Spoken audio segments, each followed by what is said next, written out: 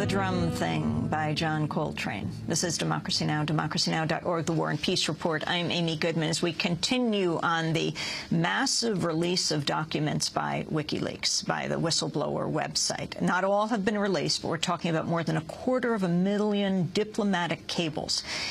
It has set newspapers on fire, the headlines around the world, more so than in the United States, I must say. Today we're focusing on Spain, El País. The headlines are raging across the front pages. In Germany, Der Spiegel magazine. In Britain, The Guardian. Here in the United States, the New York Times has taken on this as well. In France, Le Monde. Back to Khalid al-Masri, the German citizen. So the plane that took him to Afghanistan started in Spain. But what happened in Germany once he came back and told his story? Well, a criminal investigation was opened in Munich, and in fact, the criminal investigators there debriefed him, got his account of what happened. They opened an investigation into kidnapping and torture, and they started validating the case. And I think the criminal investigators, I in fact interviewed one of them, were able to conclude very quickly that his narrative of what happened to him from beginning to end was accurate, that in fact he was drugged and he was subjected to a special starvation regimen. And they were able to tell this from skin and hair samples, which they tested. They then began to ascertain who had been involved in the snatch, and they identified 13 CIA agents who have been involved. They were collecting information in coordination with the Spanish investigators who looked at what had gone on in Spain, where 13 CIA agents had entered using false identifications and had launched this effort from Palma de Mallorca. And they issued arrest warrants for the 13 agents. At that point, a diplomatic contretemps broke out, and Steinmeier, the German foreign minister, was in Washington, met with Condoleezza Rice. They gave a press conference at the end, and it was stated that, well, this is a criminal justice matter. Whatever the Germans do is not going to affect our relationship. But what we discover now is that, in fact, what was said between German diplomats and Americans was exactly the opposite. Germany was threatened very aggressively. They were told that this will adversely affect our bilateral relationship. You have to bring an end to this case.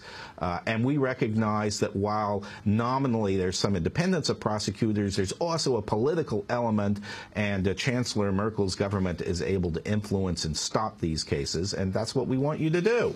And indeed, right after that, pressure was brought to bear on the German prosecutors to at least slow down the case and to stop the issuance of an arrest warrant. But of course, what the U.S. was concerned about was that this action between the Spanish and German authorities would lead to the case being concluded. And after the German request was withdrawn, the Spanish investigators simply issued arrest warrants for the 13 CIA agents. By the way, their names are now known. They've been identified. They're in the European media. What about what is happening to Julian Assange right now?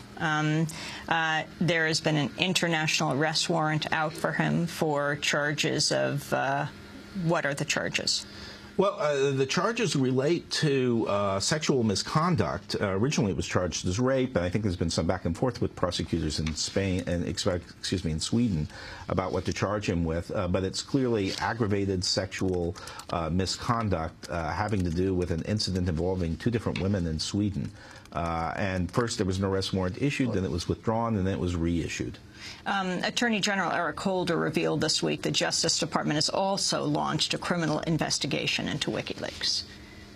Along with other members of the administration, I condemn the action that WikiLeaks has taken. It puts at risk our national security, but in a more concrete way. It puts at risk individuals who are serving this country in a variety of capacities, either as diplomats, as intelligence assets. It puts at risk the relationships that we have with important allies around the world. We have an active, ongoing criminal investigation with regard to this matter. We are not in a position as yet to announce the result of that investigation, but the investigation is ongoing. Federal authorities are reportedly investigating whether Julian Assange could be charged under the Espionage Act of 1917. At the White House, Press Secretary Robert Gibbs said the Obama administration is weighing a range of punitive measures. Obviously, there is an ongoing criminal investigation about the stealing of and the dissemination of sensitive and classified information. Secondly, I know the administration, or I should say administration-wide, we are looking at a whole host of things, and I wouldn't rule anything out. While the Obama administration threatens to prosecute WikiLeaks, some influential lawmakers are calling for even harsher action. On Monday, the incoming chair of the House Homeland Security Committee, Republican Congressmember Peter King of New York, said WikiLeaks should be declared a foreign terrorist organization. King spoke to NBC's Matt Lauer.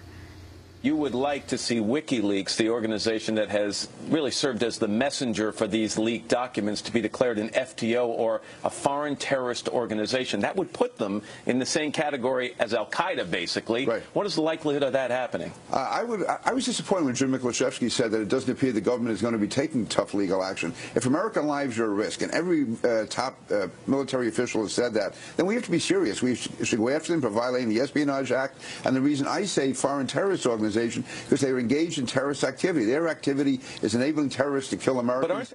That's New York Congressmember Peter King. Attorney Scott Horton, your response. Well, I'd say, first of all, this is largely a distraction because, of course, generally the credibility of a source when information is released is a very important thing for journalists. Not in this case, however. These are Department of State cables. There's no question about them or their validity. And so the credibility of Julian Assange is simply not an issue. And a lot of people are trying to make an issue out of it, basically to distract us from looking at the cables. Second point is, of course, Congressman King's call is simply absurd. U.S. legislation defines what a foreign terrorist organization is, and it says it's an organization that is engaged in multiple politically motivated acts of violence. So if you were to label WikiLeaks a foreign terrorist organization, you would be making a nonsense out of our own statute. You would be highly politicizing it. I think here the U.S. government does have a basis to bring criminal claims against persons who disclose this information. It's the individuals who owed a duty to the United States to preserve the confidentiality or secrecy of the information and who disclosed it. So whoever did that, and of course Bradley Manning is a focus, would naturally be the subject of a criminal investigation and prosecution. The former presidential candidate, Arkansas Governor Mike Huckabee, calling for Bradley Manning to be executed?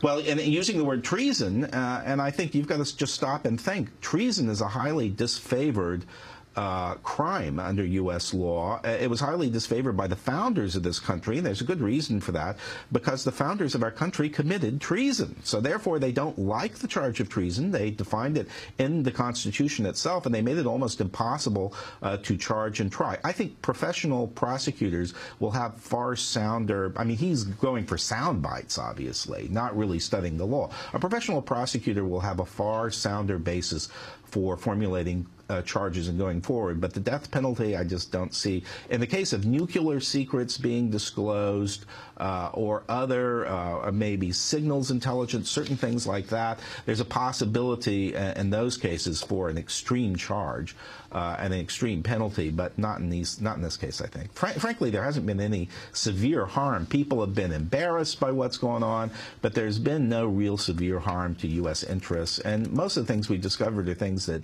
most people who were closely following the situation long suspected anyway. WikiLeaks founder Julian Assange did speak to Time magazine from an undisclosed location on Tuesday. Julian Assange said Secretary of State Hillary Clinton should resign. Listen carefully. She should resign if it can be shown that she was responsible for ordering U.S. Diplomatic figures to engage in espionage activities at the United Nations in violation of the international covenants to which the US has signed up. Yes, she should resign over there. That's Julian Assange talking to Time magazine, saying that Hillary Clinton should, quote, resign if it can be shown that she was responsible for ordering U.S. diplomatic figures to engage in espionage in the United Nations in violation of the international covenants to which U.S. has signed up. He said, yes, she should resign over that. Scott Horton, he's talking about, for example, the call sending out cables to U.S. embassies around the world to, say, spy on both world leaders and also UN diplomats, even going after their biometric information, DNA, iris scan, fingerprints. It'll give new meaning to inviting someone to the embassy for tea. Well, that brings to mind that famous scene from Casablanca. I'm shocked that they would do this. Of course, diplomats are not supposed to engage in espionage. On the other hand, of course, diplomats, one of their principal functions is collecting information and funneling it back to their governments. And the division between collecting information and espionage is a slight and subtle distinction. So frankly, no one who's familiar with contemporary diplomatic practice was at all surprised by these cables or by the fact that the U.S. is collecting information or that it's spying on United Nations officials. In fact, all these things have been reported in the press for many, many years, and grounds for resignation of a Secretary of State, that strikes me as rather extreme. I mean, you know, frankly, we probably wouldn't have many sitting foreign ministers or secretaries of state around the world if they all had to resign because they authorized the collection of such data.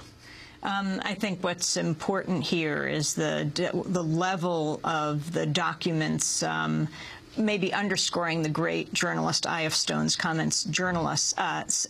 I.F. Stone, the journalist's comments, governments lie. That what we see governments saying is very different what's going on behind the scenes.